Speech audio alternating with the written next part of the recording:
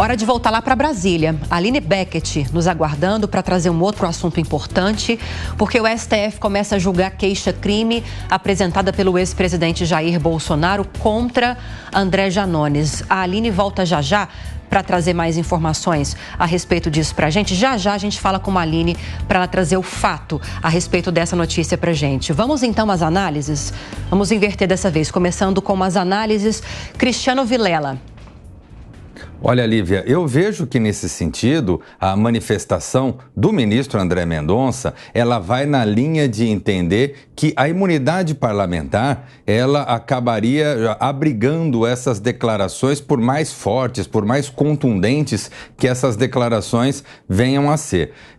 Talvez se essas declarações, isso ficou muito claro no voto do ministro, se essas declarações fossem feitas por um cidadão qualquer que não tivesse o mandato parlamentar, aí sim estaria configurada a prática criminal. Mas, na visão do ministro, a imunidade, a liberdade do parlamentar em fazer esse tipo de fala, ela acabaria fazendo com que ele não pudesse ser incriminado por ela. Eu vejo que, nesse sentido, o ministro, embora ele esteja muito correto, mas é importante a gente avaliar o limite da fala. Me parece que a fala de Janones no episódio, tal como inclusive entenderam outros ministros, nós podemos avaliar que talvez ela tenha ultrapassado um pouco o limite da razoabilidade.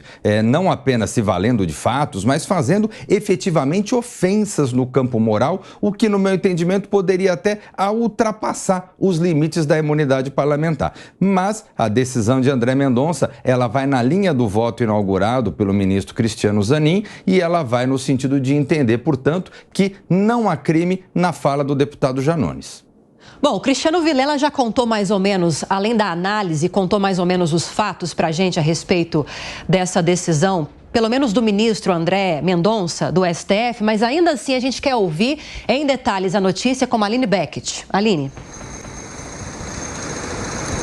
Bom dia, Lívia e Rafael e todos aqui acompanham a gente aqui no Jornal da Manhã.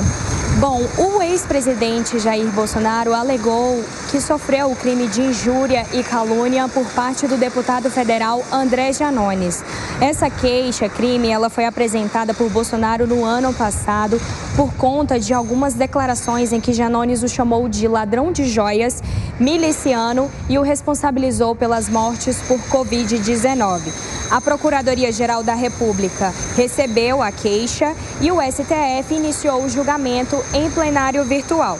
A ministra Carmen Lúcia é a relatora e votou para receber parcialmente a queixa, porque, segundo ela, há uma prova mínima por crime de injúria, mas não por calúnia, porque não há um fato específico. Até agora, a ministra foi acompanhada pelos ministros Alexandre de Moraes, Flávio Dino e Edson Fachin.